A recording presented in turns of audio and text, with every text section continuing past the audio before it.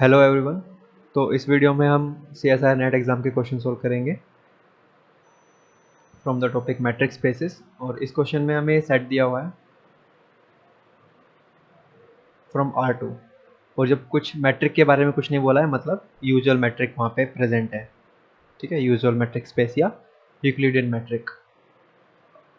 तो इस ए के बारे में हमें बताना है कि ये कनेक्टेड, कॉम्पैक्ट या क्लोज्ड या डेंस है या नहीं है। This is from part C, मतलब इसके मोर देन वन आंसर भी हो सकते हैं। So let's try to understand the set. अब इस सेट में वो सब पेयर्स जा रहे हैं, वो सब ऑर्डर पेयर जा रहे हैं जो इस इक्वेशन को सेटिस्फाई करते हैं। ठीक है, जैसे कि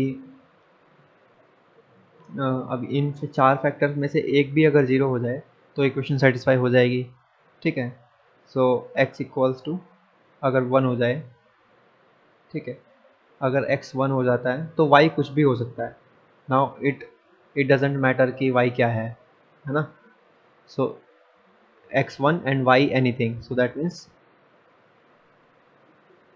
x1, लेट्स से x1 यहाँ पे है,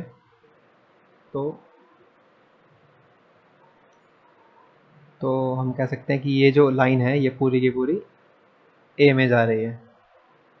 ठीक है, क्योंकि इस पूरी की पूरी लाइन पर ये इक्वेशन सेटिस्फाई होती है। सिमिलरली x इक्वल्स टू 2 पे भी same, we can say the same thing. ठीक है, ओके, सो ये दोनों लाइंस ए में चली गई। Similarly y equals to 3 and y equals to -4। So let's say y equals to 1 2 3, let's say यहाँ पे y इक्वल्स टू 3 है और y इक्वल्स टू 4 नीचे कहीं यहाँ पे है। ठीक है, तो अब ये जो चारों लाइंस हैं, इन चारों लाइंस पे जितने भी पॉइंट्स हैं उनका यूनियन इज ए। ओके, अच्छा, अगर मैं कोई भी दो पॉइंट लेता हूँ लाइन इस ए सेट में कहीं पे भी, तो मैं उनको एक पाथ से मिला सकता हूँ। और वो पाथ के पॉइंट्स कहाँ पे हैं? कंटिन्यूस पाथ से मिला सकता हूँ। और वो कंटिन्यूस पाथ ए में ही है, मतलब कि वो पाथ जो मिल रहा है उसके पॉइंट्स ए में ही है। मतलब ए में रहते हुए मैं किन्हीं भी दो पॉइंट्स को मिला सकता हूँ सेट के। ठीक है, तो इसका क्या मतलब हुआ कि ये ए पाथ कनेक्टेड है, और path connected is always connected, तो इसलिए ए करेक्ट हो गया।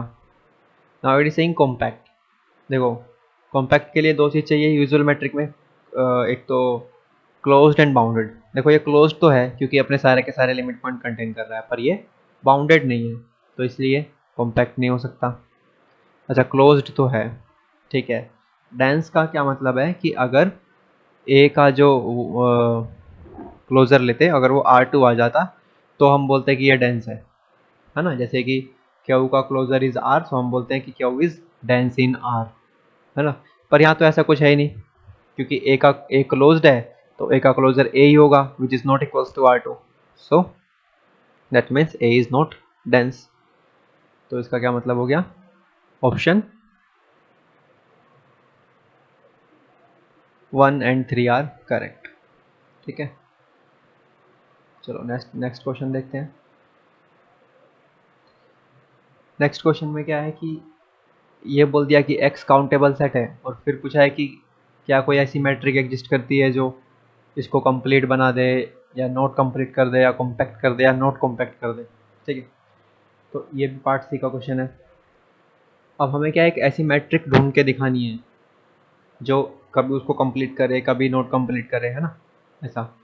और x क्या है, और x क्या है हमें कोई आइडिया नहीं है, बस ये काउंटेबल है। ये नंबर्स भी हैं या नहीं हमें नहीं पता, ये कोई भी सेट है जो काउंटेबल है ना, उस पर हमें मैट्रिक डिफाइन करना है।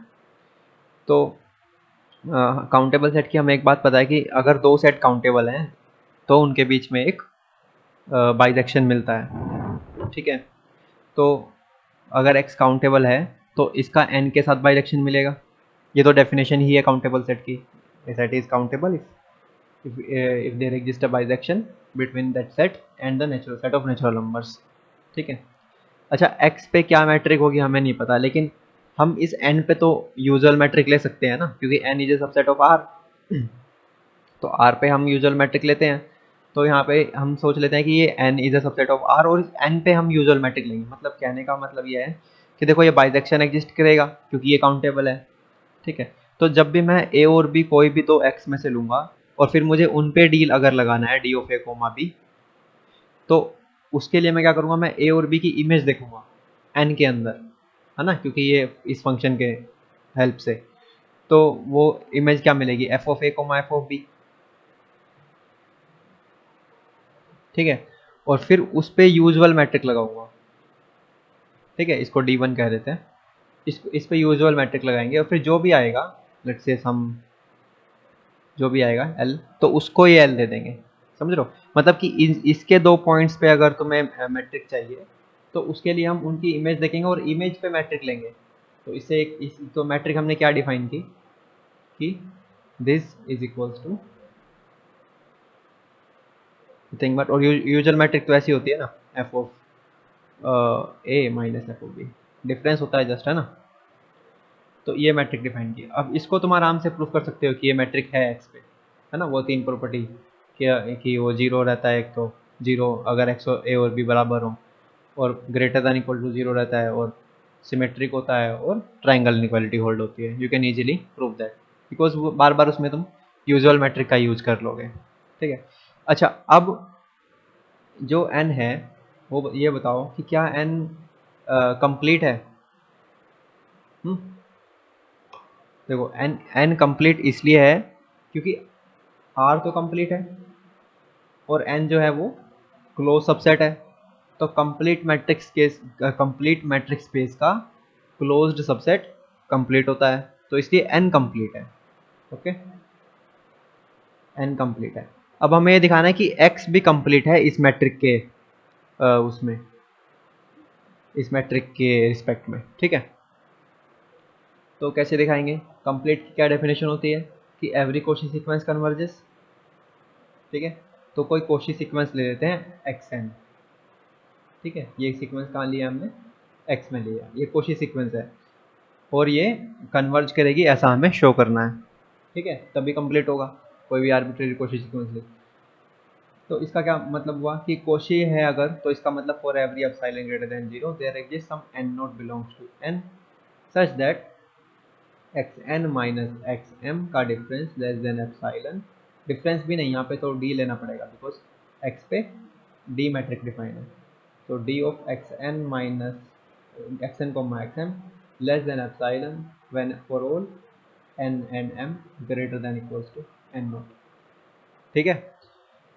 तो अब क्या हो गया, इसको क्या लिख सकते हैं, ये क्या है, ये तो हमने यहाँ से डिफाइन किया है, तो इसका क्या मतलब हो गया कि mod of F of A, sorry F of x N minus X M, इसका डिफरेंस लेस देन एप्सिलॉन है for all N and M greater than equal to N naught. तो इसका क्या मतलब हुआ, ये एफ एन जो सीक्वेंस है ना,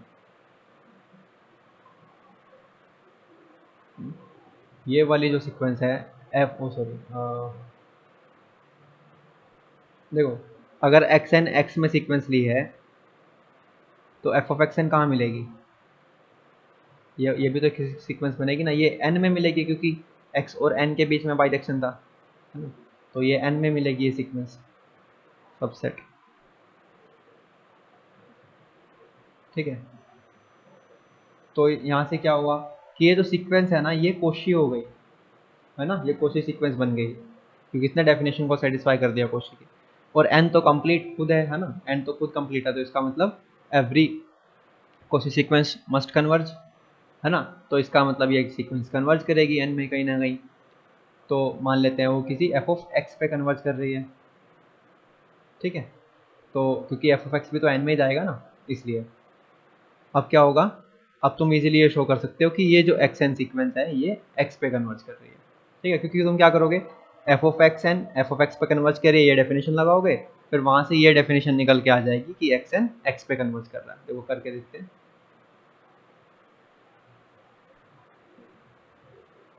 कैसे करोगे कि F of x N F of X पे कन्वर्ज कर रहा है, ये कैसे शो करोगे, मतलब इसको लिखोगे कैसे, कि for every epsilon greater than 0 there exist n not belongs to n such that f of x N minus F of x का difference less than epsilon for all N greater than equals to N not.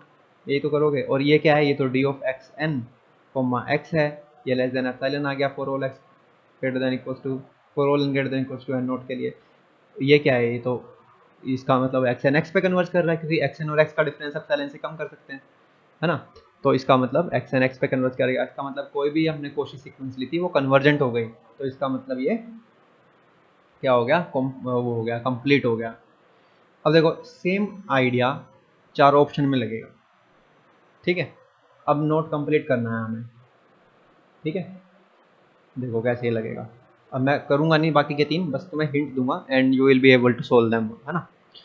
कैसे, अब हमें देखो complete proof करना था, तो हमने ऐसा काउंटेबल सेट लिया जो खुद कंप्लीट है, ठीक है। अब नोट कंप्लीट प्रूफ करना है, तो हम ऐसा काउंट है, क्योंकि हर एक काउंटेबल सेट के साथ ही इसकी बाइजेक्शन होगी, है ना, क्योंकि ये खुद काउंटेबल है, तो कोई भी मैं काउंटेबल सेट ले रहा हूँ तो उसके साथ ये बाइजेक्शन करेगा ही करेगा। तो अब हमें एक ऐसा काउंटेबल सेट लेना है जो कंप्लीट ना हो, ठीक है। जैसे कि क्यों, सेट ऑफ ऑल रैशनल्स, है ना। ये कंप्लीट क्यों नहीं है, क्यों नहीं है ये कंप्लीट, क्योंकि एक कोशी सीक्वेंस मिल जाएगी जो रैशनल पे कन्वर्ज ना करे, मतलब तुम रैशनल्स की एक सीक्वेंस बना सकते हो जो रैशनल पे ही कन्वर्ज नहीं करेगी। मैं एग्जांपल देता हूँ, √2 √3, ठीक है। मान लो ये √2 है, ये √3 है। अब इसके बीच में बहुत सारे रैशनल नंबर्स हैं, यहाँ से शुरू करो, मान लो ये x1 है, ये x2 है, x3 है, मैं सारे के सारे रैशनल इकट्ठा कर रहा हूँ, ठीक है। क्लोज तो हम जा रहे हैं √3 के, लेकिन इकट्ठा कर रहे हैं रैशनल्स, तो रैशनल की सीक्वेंस होगी लेकिन कन्वर्ज करेगी इरेशनल पे, तो इसलिए ये कंप्लीट नहीं होगा, ठीक है ना, इसलिए ये कंप्लीट नहीं है। तो अब क्या हुआ,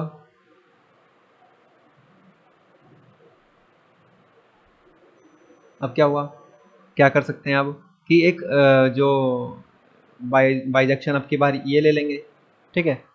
और अब की बार ये दिखा देंगे कि देखो इसमें कोशी सीक्वेंस मिल रही है जो कन्वर्जेंट नहीं है, फिर उसी वजह से बाइजेक्शन की वजह से इसमें भी एक कोशी सीक्वेंस मिल जाएगी जो कन्वर्जेंट नहीं होगी, ठीक है ना। मैट्रिक वही लेना है, इस पे यूजुअल मैट्रिक ही लेना है, और फिर से वही मैट्रिक डिफाइन करना है डी पे, D of A comma B वही डिफाइन करना है, F of A minus F of B, ठीक है। मैट्रिक यही डिफाइन करना, लेकिन अब ये सेट बदल दिया, पहले एन लिया था अब क्यों ले लिया, अब क्योंकि अब इसमें एक सीक्वेंस तुम ऐसी ढूंढ लो जो कोशी तो हो पर कन्वर्जेंट ना हो, फिर इस मैप का इस्तेमाल करके यहाँ पे एक सीक्वेंस मिल जाएगी जो कोशी तो होगी पर कन्वर्जेंट नहीं होगी, तो ये नोट कम, तो ऐसी मैट्रिक मिल जाएगी एक जो क्या कहते हैं कंप्लीट नहीं कर रही इसको, ठीक है। एक एक मैट्रिक ऐसी मिली, देयर एग्जिस्ट ए मैट्रिक जो कंप्लीट बना रही थी इसको, और अब देयर एग्जिस्ट ए मैट्रिक्स जो कंप्लीट नहीं बना रही, ओके।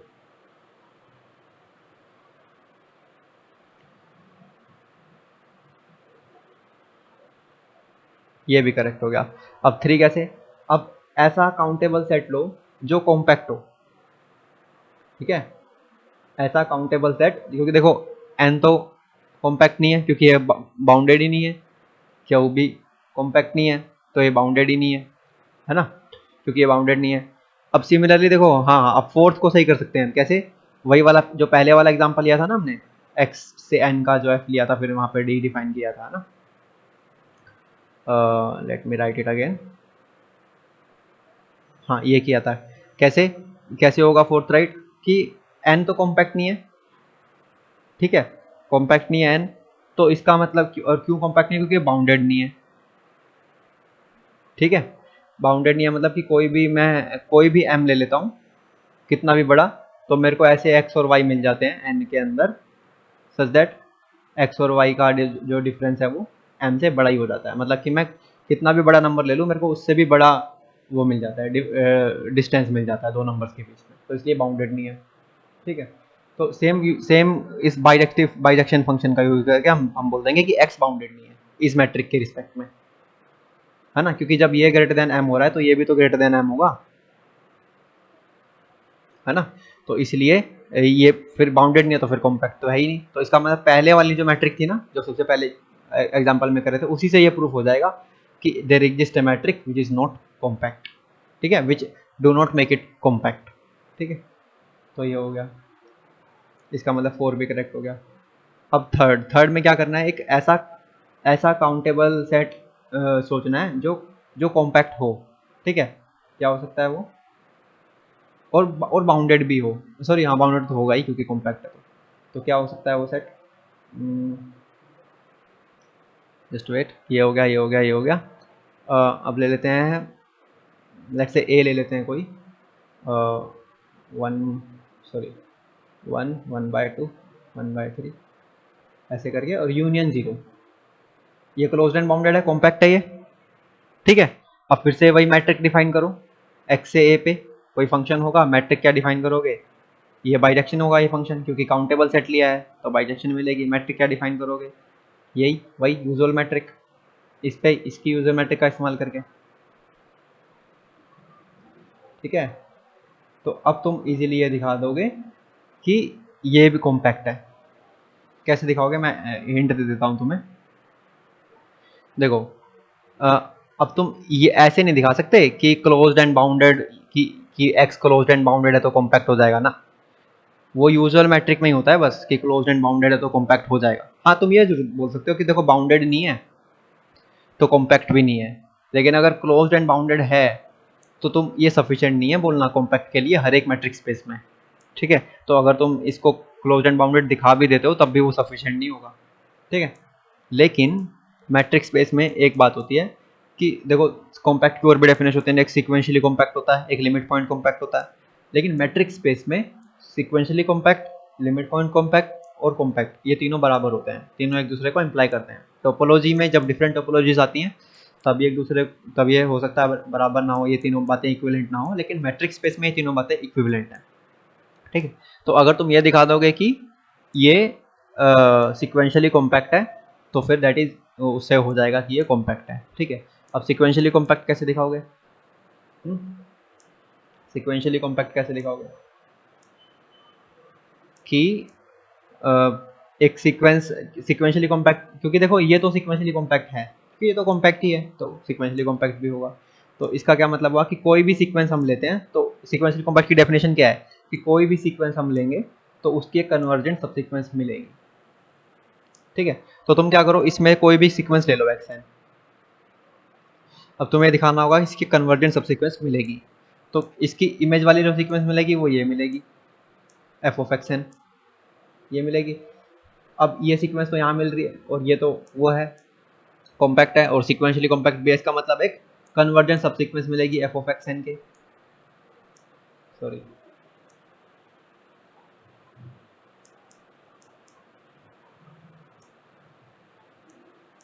ठीक है। और फिर से इनवर्स मैप का यूज करके हम बोल देंगे कि एक्स एन के जो सीक्वेंस है ये कन्वर्जेंट सब सीक्वेंस हमें मिल गई एक्स एन की, ठीक है। तो इस तरह से हम दिखा देंगे कि ये कॉम्पैक्ट भी है, सिक्वेंशियली कॉम्पैक्ट है, हैंस कॉम्पैक्ट है ड्यू टू मैट्रिक स्पेस। तो ये चार ऑप्शन करेक्ट है, ठीक है। इस टाइप के क्वेश्चन एग्जाम में टाइम दे सकते हैं, तो पहले इजी क्वेश्चन कर लें, बाद में इस टाइप के क्वेश्चन पर ध्यान दें, अच्छा है। लेकिन अभी इसका सॉल्यूशन सीखना इसलिए जरूरी है because it teaches you a lot of things, ठीक है। इस क्वेश्चन में एक फंक्शन डिफाइन किया है from R cross R to this set, और हमें ये देखना है कि ये फंक्शन मैट्रिक फॉर्म करता है या नहीं करता आर पर, ठीक है। And this denotes the greatest integer function, so let's try to check one by one. तो पहली प्रॉपर्टी है कि अगर this is the first property to be a metric space, है ना। तो ये तीनों प्रॉपर्टी हैं मैट्रिक स्पेस बनने के लिए, अगर ये तीनों सेटिस्फाई हो जाती हैं then we say that the space is a metric space, ठीक है ना। तो फर्स्ट क्या है, D of x comma Y is equals to zero, अगर ये जीरो है इसका मतलब अगर ये जीरो है तो एक्स और वाई को बराबर होना चाहिए, है ना। लेकिन ऐसा ज़रूरी नहीं है क्योंकि we can take x equals to 0.5 and y equals to 0.3, तो अभी ये मोड एक्स माइनस वाई आ जाएगा, ये आ जाएगा 0.2, ठीक है। और 0.2 का ग्रेटेस्ट इंटीजर फंक्शन आ जाएगा 0, है ना। तो क्या हुआ कि 0 हो गया जो डी था, बट स्टिल एक्स और वाई बराबर नहीं है, तो इसका मतलब फर्स्ट प्रॉपर्टी रॉन्ग हो गई, ठीक है। अब सिमिलरली क्या कर सकते हैं, अब सेकंड के लिए यानी कि ये तो रॉन्ग हो गया। सेकंड के लिए क्या कह रहा है कि डी ऑफ यानी एक्स और वाई को आपस में चेंज कर दें तो बराबर रहना चाहिए, विच इज़ ट्रू, क्योंकि क्योंकि एक्स माइनस वाई का मोड जो होता है वो मोड वाई माइनस एक्स के बराबर होता है, तो फिर इशू ही नहीं है कोई, दोनों तरफ ग्रेटेस्ट इंटीजर लगा सकते हैं तो ये बराबर हो जाएंगे। इसका मतलब d of x comma Y is equal to d of y comma x, तो ये ट्रू हो गया। ओके, तो थर्ड ऑप्शन के लिए हम एक काउंटर एग्जांपल बना सकते हैं कि ये इनइक्वालिटी होल्ड ना हो, क्योंकि जो ग्रेटेस्ट इंटीजर है ना, जो ग्रेटेस्ट इंटीजर फंक्शन है वो खुद ट्रायंगल इनइक्वालिटी होल्ड नहीं करेगा, ठीक है। तो इसलिए हमें काउंटर एग्जांपल ऐसा बना सकते हैं, लेट्स से एक्स ले लिया 2.5 और वाई ले लिया -1.9, ठीक है। तो अभी क्या होगा, जो d of x comma y है वो क्या आएगा, और जेड ले लिया लेट्स से 1, ठीक है। तो d of x comma y क्या आएगा, ये आएगा 4, क्योंकि इन दोनों का मतलब x माइनस वाई करके ग्रेटेस्ट इंटीजर लेंगे तो 4 आ जाएगा। ओके, अब ये अलग होना चाहिए, ये मतलब छोटा होना चाहिए d of x comma z plus d of z comma y से, है ना। तो d of x comma z क्या आएगा, एक्स और जेड का क्या डिस्टेंस है, 1 ही आ जाएगा, क्योंकि 1 पॉइंट समथिंग आएगा, फिर ग्रेटेस्ट इंटीजर लेंगे 1 प्लस, और इन दोनों का करेंगे तो ये आ जाएगा 2.9 का फिर से करेंगे तो 2 आ जाएगा। तो ये तो 4 लेस देन इक्वल्स टू 3 आ गया, विच इज़ नॉट ट्रू, है ना। तो इस एग्जाम्पल के लिए इस पर्टिकुलर एक्स वाई जेड के लिए ये ट्राइंगल इनक्वालिटी होल्ड नहीं हुई, ठीक है। तो इसका क्या मतलब है कि थर्ड भी रॉन्ग है, ठीक है। तो बचा फोर्थ। अब ये तीनों होल्ड होती तब जाके वो मैट्रिक्स स्पेस बनता, पर तीनों तो होल्ड नहीं हुई, बस एक ही होल्ड हुई है, तो इसलिए ये भी करेक्ट है। तो 2 एंड 4 आर करेक्ट, ठीक है। इस क्वेश्चन में एक आर का सबसेट दिया हुआ है और बोला है कि ये इनफाइनाइट है और काउंटेबल है और बाउंडेड है, तो इनमें से क्या ट्रू है एक्स के लिए, ठीक है। तो एग्जांपल्स लेके देख लेते हैं, है ना। जैसे कि अभी कह रहा है कि x can not be compact, लेकिन हम एक ऐसा काउंटेबल इनफाइनाइट सबसेट बनाएंगे आर का जो कॉम्पैक्ट हो, तो उससे फिर ये वाली कंडीशन रॉन्ग हो जाएगी, है ना। जैसे कि हम ऐसा सेट बना सकते हैं ए इज इक्वल्स टू, इसमें 1/n वाले सारे सारे नंबर्स आ गए, ठीक है, और यूनियन सिंगलटन 0। अब ये काउंटेबल है क्योंकि नेचुरल नंबर के साथ इसकी वो बायरेक्शन मिल जाएगा, काउंटेबल है। बाउंडेड है, बाउंडेड तो है ही, 0 से 1 के बीच में रह रहा है, काउंटेबल है, बाउंडेड है। इनफाइनाइट है, इनफाइनाइट भी है। तो क्या ये कॉम्पैक्ट है, कॉम्पैक्ट इसलिए है क्योंकि क्लोज्ड एंड बाउंडेड है, क्योंकि क्लोज्ड भी है क्योंकि 0 इसका लिमिट पॉइंट है और कोई लिमिट पॉइंट नहीं है, and it contains it's limit points, तो इसलिए ये क्या है, क्लोज्ड एंड बाउंडेड है, इसलिए ये कॉम्पैक्ट है, ठीक है। तो ये हो गया रॉन्ग। नाउ सेकंड ऑप्शन के लिए देखते हैं, x contains an interior point. अच्छा, अगर कोई काउंटेबल सेट है ना तो वो इंटीरियर पॉइंट कंटेन नहीं कर सकता। क्यों, इसका रीज़न ये है, मान लिया एक्स कोई इंटीरियर पॉइंट है ए का और ए कोई काउंटेबल है, तो इसका मतलब एक्स के अराउंड एक नाइबरहुड मिलेगी जो ए में कंटेन होगी, लेकिन फिर ये नाइबरहुड तो अनकाउंटेबल है ना।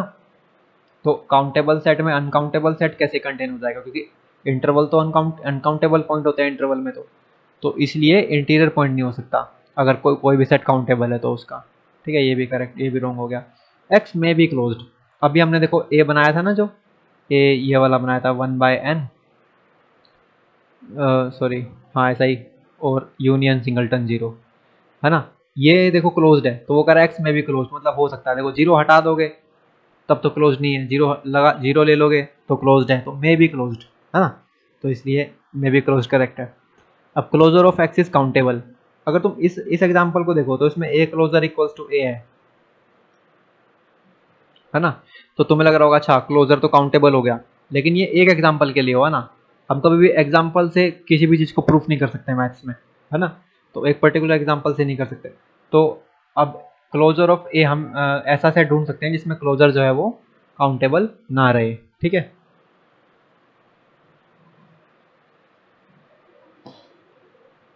तो क्या क्या कर सकते हैं, देखो हमें पता है कि सेट ऑफ रैशनल्स जो है ना वो काउंटेबल है, पर इसने बाउंडेड भी बोला है, तो बाउंडेड भी होना चाहिए। तो हम क्या करेंगे, 0 से 1 के बीच में जितने भी नंबर है ना उनकी इंटरसेक्शन क्या के साथ ले लेंगे, ठीक है। अब ये जो सेट आया ये काउंटेबल है, बाउंडेड है, इनफाइनाइट है, लेकिन इसका क्लोजर अगर करें ए का क्लोजर करें तो वो आ जाएगा ये, ठीक है, A union its interior points, ये होता है ना closure, sorry A union its limits points, यानी A closure, what is A closure, A union its union with its limits points, limit points, तो लिमिट पॉइंट्स तो सारे आ जाएंगे इसके बीच में जितने भी हैं, तो इसलिए ए क्लोजर यहाँ पे क्या हुआ, अनकाउंटेबल होगा, इसलिए ये भी गलत, hence only C is correct. इस क्वेश्चन में एक मैट्रिक डिफाइन किया है इस सेट पे, which is the set of all Lebesgue square integrable functions on interval -π to π, और फिर एक सेट दिया है उसके बारे में हमें बताना है कि वो बाउंडेड, क्लोज्ड या कॉम्पैक्ट है या नहीं। तो सबसे पहले हम देखो, हमें बाउंडेड की डेफिनेशन पता है मैट्रिक्स स्पेस में क्या होती है कि कोई सेट बाउंडेड होगा अगर कोई नंबर m मिल जाए सच दैट कि d of x, y is less than that m for all x y in s, है ना। तो अगर ऐसा हो रहा है हर एक x y इन x के लिए, तो हम बोलते हैं s is a bounded subset, ठीक है। तो इसके लिए हम क्या करेंगे, बाउंडेड अगर दिखाना है तो हम इसके दो आर्बिट्रेरी पॉइंट्स ले लेंगे इस सेट के, और फिर दिखा देंगे कि इन आर्बिट्रेरी पॉइंट्स का जो डिफरेंस है वो एक पर्टिकुलर नंबर से कम है, तो किन्हीं भी दो पॉइंट्स का डिफरेंस है वो कम रहेगा एक नंबर से, तो हम तो इस तरह से हो जाएगा बाउंडेड, ठीक है। चलो, तो कोई भी दो पॉइंट्स अगर लेने हैं इसमें तो वो कैसे दिखेंगे, पॉइंट्स से मेरा मतलब है एलिमेंट्स, है ना, क्योंकि अब इसके एलिमेंट्स जो हैं वो फंक्शंस हैं। तो एक ले लिया sine to power n x, और एक ले लिया sine to power m x,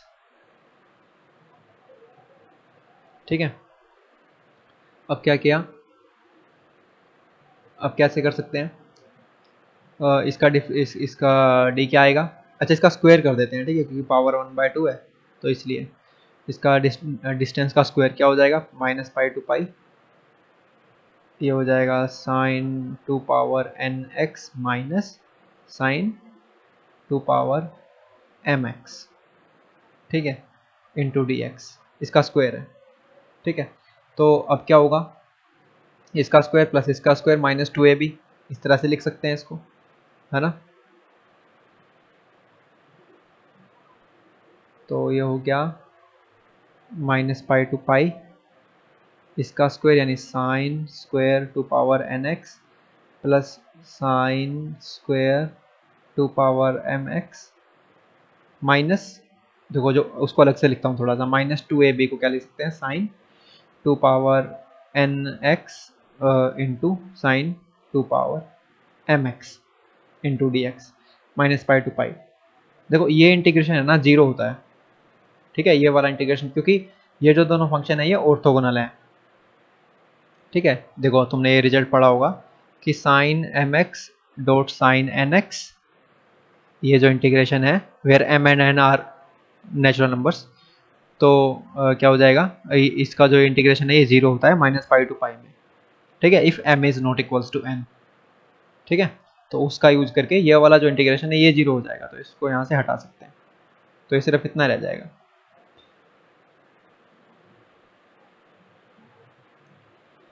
ठीक है। और इसको क्या कर सकते हैं, इसको सोल्व कर सकते हैं इजीली इस फॉर्मूले का यूज करके, cos 2x is equals to 1 - 2 sin square x, है ना। यहाँ से sin स्क्वायर x की वैल्यू निकाल के पुट करके फिर इंटीग्रेशन करके लिमिट पुट कर सकते हैं, तो ये इसका ये आ जाएगा 2π, ठीक है, जब तुम कर लोगे तो। देन ये क्या आया, डिस्टेंस का स्क्वायर ही आया ना, तो डिस्टेंस क्या होगा, √2π, क्योंकि हम डिस्टेंस का स्क्वायर निकाल रहे थे। तो हमने कोई भी दो आर्बिट्रेरी एलिमेंट लिए, ठीक है, कोई भी दो डिफरेंट आर्बिट्रेरी एलिमेंट्स लिए, तो उनका जो डिस्टेंस है, लेट्स से उन आर्बिट्रेरी एलिमेंट्स को f और g कह देते हैं, तो जो भी हमने f और g लिए थे उनका डिस्टेंस हमेशा √2π आ रहा है, no matter what f and what g I take, बस f और g मेरे को अलग अलग लेने हैं, ठीक है। तो इसका क्या मतलब, अगर कोई मैं m ऐसा ले लेता हूँ जो इससे भी बड़ा हो थोड़ा सा,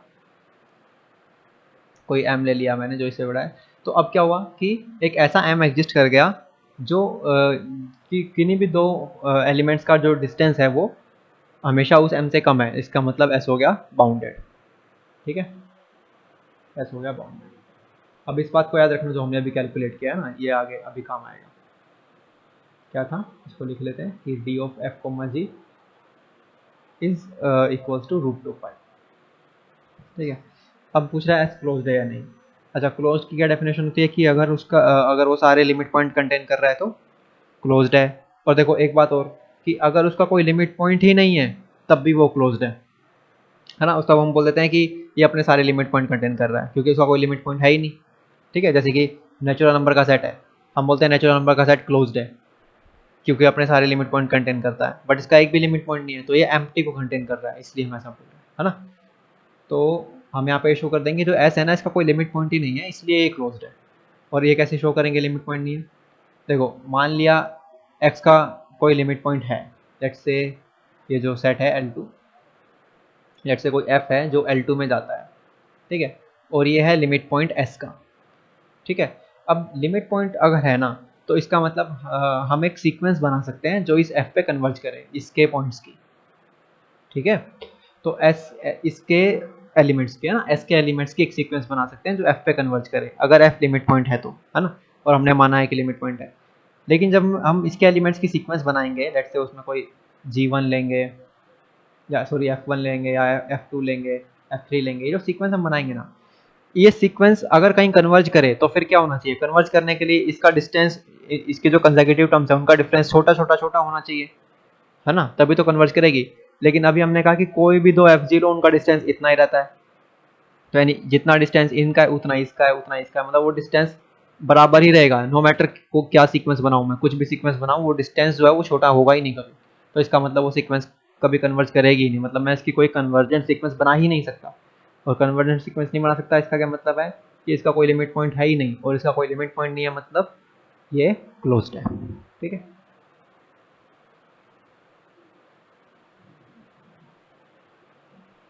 क्लोज्ड हो गया।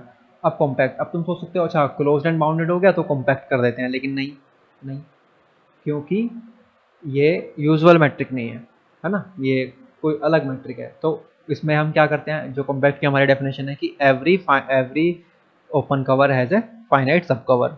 अब उससे प्रूफ करना हर बार इजी नहीं होता, डिस्प्रूव करना तो चलो इजी हो भी जाता है, कई बार तुम ऐसा कवर ढूंढ के निकाल देते हो जिसका कोई फाइनाइट सब कवर नहीं मिल रहा। लेकिन उससे प्रूफ करना काफ़ी टफ होता है कि तुम हर एक इनफाइनाइट कवर के लिए बता दो कि भाई इसका एक सब कवर मिलता है। ठीक है ना, तो वो तो नहीं हो सकता। लेकिन एक एक टूल है हमारे पास कि मैट्रिक स्पेस में सिक्वेंशियली कॉम्पैक्ट और कॉम्पैक्ट दोनों एक दूसरे को इम्प्लाई करते हैं। ठीक है, तो हम दिखा देंगे ये सिक्वेंशियली कॉम्पैक्ट है या नहीं है। ठीक है ना, तो अगर सिक्वेंशियली कॉम्पैक्ट है तो कॉम्पैक्ट है, सिक्वेंशियली कॉम्पैक्ट नहीं है तो नहीं। अब सिक्वेंशियली कॉम्पैक्ट की क्या डेफिनेशन है? उसकी ये डेफिनेशन है कि every sequence in S has a convergent सब सीक्वेंस। ठीक है, तो ये कह रहा है कि एस के पॉइंट्स की कोई भी सीक्वेंस बना लो, F1 F2 f n, sorry f n कह लो। ठीक है, तो एफ एन कोई सीक्वेंस बना लो एफ के एस के पॉइंट्स की, तो इसकी एक कन्वर्जेंट सब सीक्वेंस मिलेगी ही मिलेगी, ऐसा। ठीक है, अब एक, लेकिन जब हम कन्वर्जेंट सब सीक्वेंस बनाएंगे, लेट्स से हमने कोई कन्वर्जेंट सब सीक्वेंस बना भी ली, बट वो कभी कन्वर्ज करे, कोई भी इसकी कोई भी सब सीक्वेंस कन्वर्ज कर ही नहीं सकती, क्योंकि वो एलिमेंट भी तो सेट में से ही आएंगे ना, तो और उनका डिस्टेंस भी उतना ही रहेगा आपस में, कभी छोटा होगा ही नहीं। तो इसलिए इसकी कोई भी कन्वर्जेंट सब सीक्वेंस भी नहीं मिल सकती। ठीक है, तो इसका मतलब ये सिक्वेंशियली कॉम्पैक्ट नहीं है, क्योंकि सिक्वेंशियली कॉम्पैक्ट कर रहा था कि हर एक सीक्वेंस की एक कन्वर्जेंट सब सीक्वेंस बना सकते हो। ठीक है, लेकिन ऐसा नहीं हो रहा है यहाँ पे, तो इसलिए ये सिक्वेंशियली कॉम्पैक्ट भी नहीं है, तो फिर ये कॉम्पैक्ट नहीं है। ऐसे इज कॉम्पैक्ट, नो, ऐसे इज नॉन कॉम्पैक्ट, यस। इस क्वेश्चन में हमें कॉम्पैक्ट मैट्रिक्स स्पेस दिया हुआ है। ठीक है, और एक कंटिन्यूस फंक्शन दिया हुआ है फ्रॉम एक्स टू एक्स, और वो कंटिन्यूस फंक्शन इस प्रॉपर्टी को भी सेटिस्फाई करता है कि कोई भी एक्स और वाई अगर तुम लेते हो जो इक्वल नहीं है, तो ये भी इक्वल कभी नहीं होगा फॉर एनी एन, मतलब कि ये कॉम्पोजिशन हो रही है यहाँ पे ना फंक्शन की उसी के साथ। ओके, तो एक कॉम्पैक्ट मैट्रिक्स स्पेस गिवन है और एक कंटिन्यूस फंक्शन गिवन है with a property that infimum of this is not equal to 0, then we have to tell these four। तो अब बोल रहा t is 1 1 if t is 1 1 और not, है ना। तो 1 1 के लिए देखो कई मेथड्स होते हैं प्रूव करने के लिए, किसी भी फंक्शन को अगर 1 1 प्रूव करना है तो। So one of them is कि if you take x not equals to y, ऐसा करने से if this implies that t of x not equals to t of y, तो फंक्शन 1 1 हो गया। मतलब तुमने एलिमेंट्स इक्वल लिए तो इमेज भी, सॉरी एलिमेंट्स अलग लिए तो इमेज भी अलग ही आई। अगर एलिमेंट्स अलग लेने पे इमेज सेम आ जाए तो फंक्शन फिर 1 1 नहीं होता, है ना। तो एलिमेंट डिफरेंट लेने पे इमेज भी डिफरेंट रहे हमेशा for all x y belongs to the domain, तब फंक्शन 1 1 है ना। तो हम यहाँ से इसको 1 1 प्रूफ करने का ट्राई करेंगे। तो हम x not equals to y ले लेते हैं, ठीक है, और फिर वहाँ से प्रूफ करने की कोशिश करते हैं कि t of x is not equal to t of y. तो कोई भी दो arbitrary x not equal to y ले लिए, तो उसके लिए तो हमेशा ये सेटिस्फाई हो रहा है ना। फंक्शन जो है वो इसको सेटिस्फाई कर रहा है और कॉन्टिन्यूस भी है और इसको भी सेटिस्फाई कर रहा है। तो इसको n इक्वल्स टू 1 के लिए भी, मतलब कि इन्फीमम जो है वो जीरो नहीं है, ठीक है। तो इन्फीमम जीरो नहीं है तो इसका मतलब जीरो, या इन्फीमम जीरो नहीं है तो इसका क्या मतलब है, इन्फीमम पॉजिटिव है। मतलब कि अगर मैं n को 1 लेता हूँ, ठीक है, अगर n को 1 ले लेते हैं तो क्या हो जाएगा, डी ऑफ टी, n की जगह 1 ले लिया, x t y, this thing is greater than zero, है ना। क्योंकि ये इक्वल टू जीरो अगर हो जाता तब तो इन्फीमम जीरो हो जाएगा ना फिर। तो इसके पास दो ही चॉइस दिया, तो इक्वल टू जीरो या greater than zero. Equal to zero नहीं हो सकता वरना ये प्रॉपर्टी फिर सेटिस्फाई नहीं रहेगी, तो इसलिए ग्रेटर देन जीरो। ये ग्रेटर देन जीरो है तो इसका मतलब t x not equal to t of y, because matrix space में ये जीरो तभी होते हैं if and only if these are zero. तो इसलिए ये, तो इसका मतलब एलिमेंट नॉट इक्वल लेने से इमेज नॉट इक्वल आ गई, इसका मतलब टी इज 1 1, ठीक है।